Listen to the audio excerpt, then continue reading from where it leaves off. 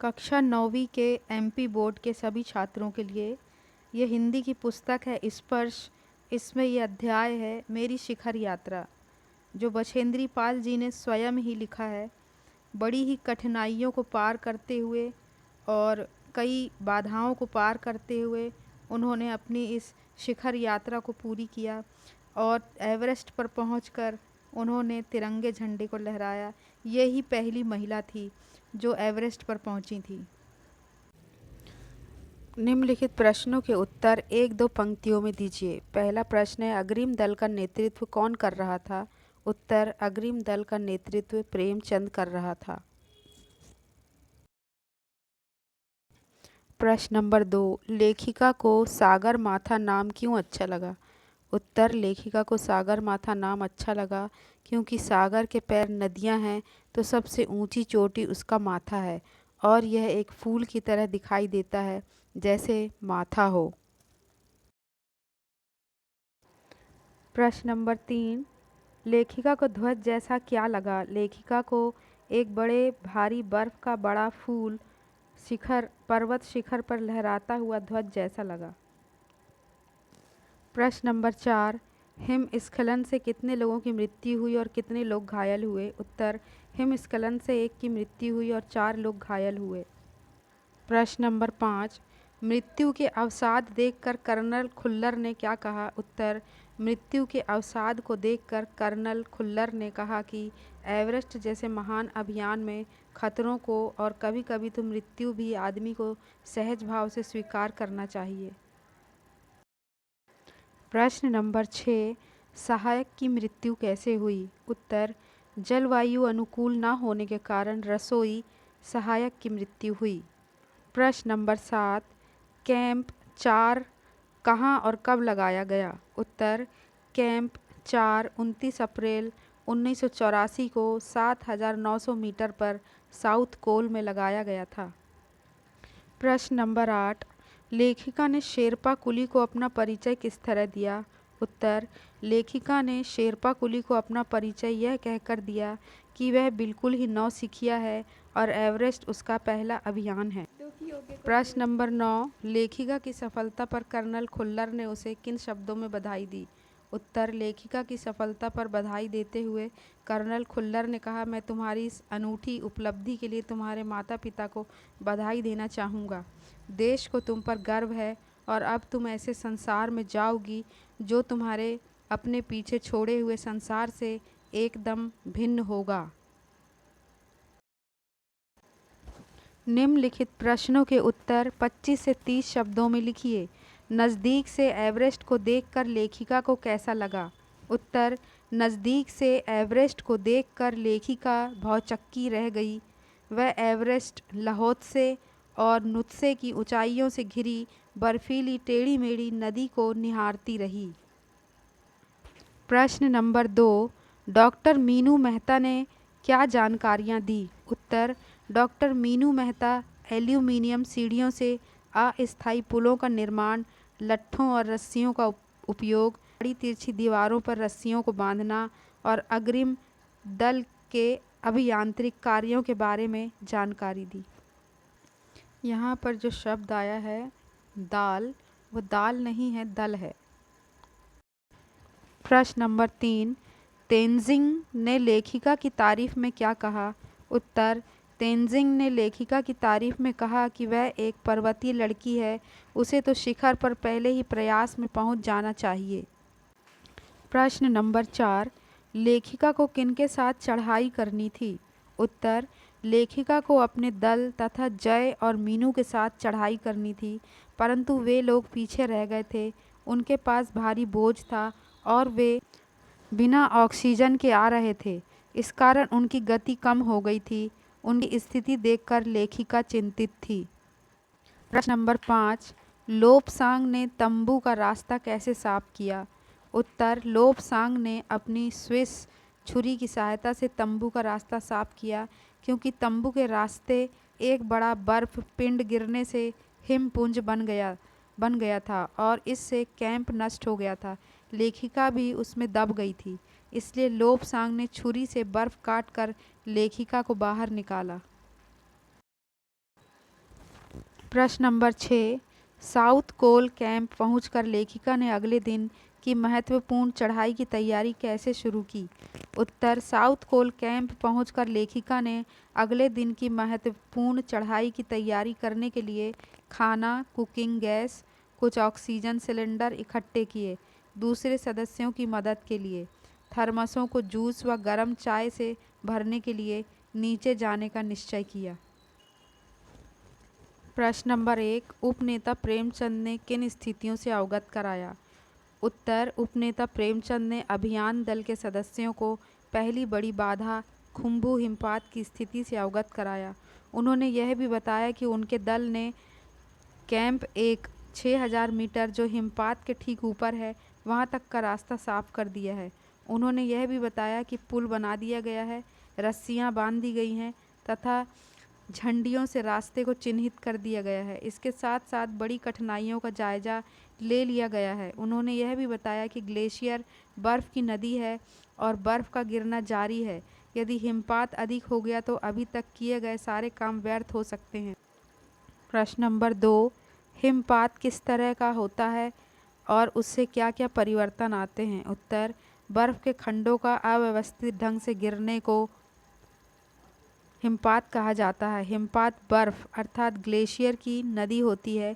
Glacier के बहने से अक्सर बर्फ़ में हलचल मच जाती है। इससे बर्फ़ की बड़ी बड़ी चट्टानें तत्काल गिर जाया करती हैं। अन्य कारणों से भी अचानक खतरनाक स्थिति उत्पन्न हो जाती है। इससे धरातल पर बड़ी चौड़ी दरारें पड़ जाती हैं।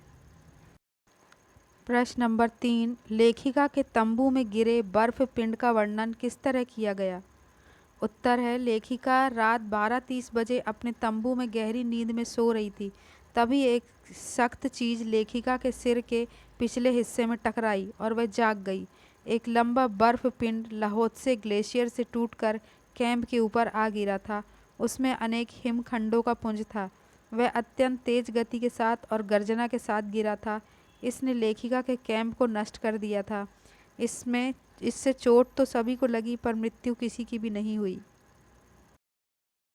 प्रश्न नंबर 4। लेखिका को देखकर की हक्का बक्का क्यों रह गया? उत्तर। लेखिका को देखकर की हक्का बक्का रह गया क्योंकि इतनी बर्फीली हवा में नीचे उतरना जोखिम भरा था। फिर भी लेखिका सबके लिए चाय व जूस लेने नीचे उतर रही थी और उसे की से भी मिलना था। प्रश्न नंबर 5। एवरेस्ट पर चढ़ने के लिए कितने कैंप बनाए गए, उनका वर्णन कीजिए? उत्तर। एवरेस्ट पर चढ़ने के लिए कुल 6 कैंप बनाए गए थे। पहला था बेस कैंप, यह मुख्य कैंप था। फिर कैंप नंबर 1, यह कैंप 6000 मीटर की ऊंचाई पर बनाया गया। यह हिमपात के ठीक ऊपर था, इसमें सामान जमा था। कैंप नंबर 2, यह चढ़ाई के रास्ते में था। कैंप नंबर 3, इसे लाहोत्से की बर्फीली सीधी ढलान लगाया गया था। यह रंगीन नायलॉन से बना था। यहीं लाहोत्से ग्लेशियर से टूटकर बर्फ पिंड कैंप पर आ गिरा था। कैंप 4, यह समुद्र तट से 7900 मीटर की ऊंचाई पर था। साउथ कोल स्थान पर लगने के कारण साउथ कोल कैंप कहलाया। शिखर कैंप, यह अंतिम कैंप था। यह एवरेस्ट के ठीक नीचे स्थित था। प्रश्न नंबर 6। चढ़ाई के समय एवरेस्ट की चोटी की स्थिति कैसी थी? उत्तर। जब लेखिका एवरेस्ट की चोटी पर पहुंची तब वहां तेज हवा के कारण बर्फ उड़ रही थी। एवरेस्ट की चोटी शंकु के आकार की थी। वहां इतनी भी जगह नहीं थी कि 2 व्यक्ति एक साथ खड़े हो सकें। चारों ओर हजारों मीटर लंबी सीधी ढलान थी। लेखिका के सामने सुरक्षा का प्रश्न था। वहां फावड़े से बर्फ की खुदाई की गई ताकि स्वयं को सुरक्षित कर स्थिर किया जा सके। प्रश्न नंबर 7। सम्मिलित अभियान में सहयोग एवं सहायता की भावना का परिचय बचेंद्री के किस कार्य से मिलता है? उत्तर। जब बचेंद्री अपने दल के सदस्यों के साथ साउथ कोल कैंप पहुंची तो केवल वह अपने लिए नहीं सोच रही थी बल्कि अपने दल के प्रत्येक सदस्य के लिए सोच रही थी। लेखिका ने अपने साथियों के लिए जूस और चाय लेने के लिए तेज बर्फीली हवा में भी नीचे उतरकर जोखिम भरा काम किया। इस व्यवहार से कार्य में उसके सहयोग और सहायता की भावना का परिचय मिलता है। प्रश्न नंबर 1, निम्नलिखित का आशय स्पष्ट कीजिए। एवरेस्ट जैसे महान अभियान में खतरों की ओर कभी कभी तो मृत्यु भी आदमी को सहज भाव से स्वीकार करनी चाहिए।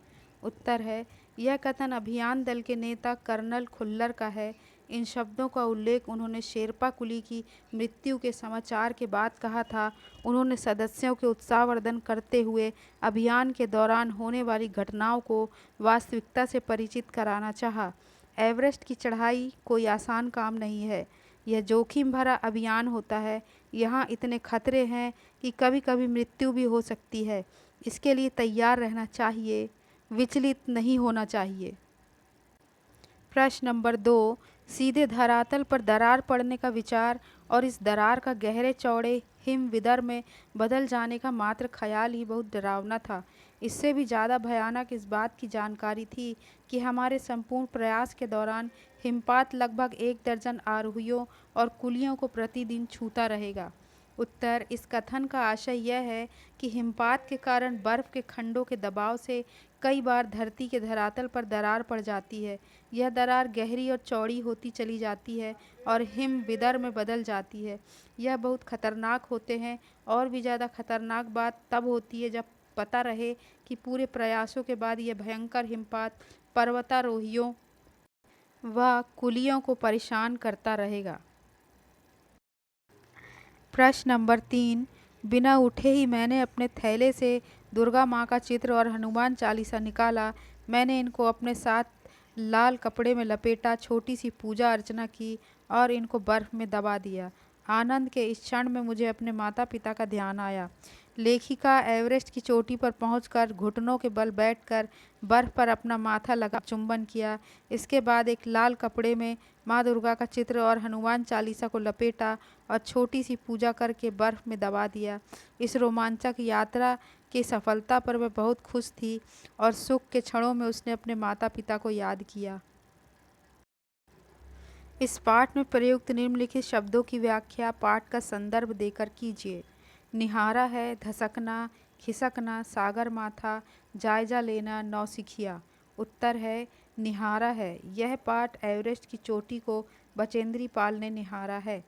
दूसरा है धसकना का है खिसकना। ये दोनों शब्द हिमखंडों के गिरने के संदर्भ में आए हैं। तीसरा है सागर माथा। नेपाली एवरेस्ट चोटी को सागर माथा कहते हैं। चौथा है जायजा लेना। यह शब्द प्रेमचंद ने कैंप के परीक्षण निरीक्षण कर स्थिति के बारे में प्रयुक्त हुआ है। नौसिखिया, पांचवा है नौसिखिया। बचेंद्री पाल ने तेनजिंग को अपना परिचय देते हुए यह शब्द प्रयुक्त किया था। प्रश्न नंबर 4, उदाहरण के अनुसार विलोम शब्द बनाइए। उदाहरण, अनुकूल का प्रतिकूल, जैसे नियमित का अनियमित, आरोही का अवरोही, सुंदर का असुंदर, विख्यात का अविख्यात, निश्चित का अनिश्चित। प्रश्न नंबर 5, निम्नलिखित शब्दों में उपयुक्त उपसर्ग लगाइए, जैसे पुत्र का सुपुत्र, वास व्यवस्थित, कूल गति, रोहण रक्षित। वास का प्रवास, व्यवस्थित का अव्यवस्थित, कूल का प्रतिकूल, गति का प्रगति, रोहण का आरोहण, रक्षित का आरक्षित।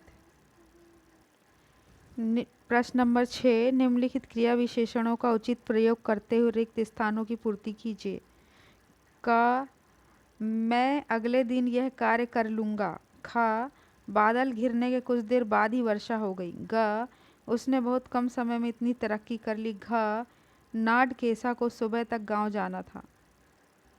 हिंदी के और अन्य अध्यायों के हल जानने के लिए इस चैनल को प्लीज़ सब्सक्राइब कीजिए।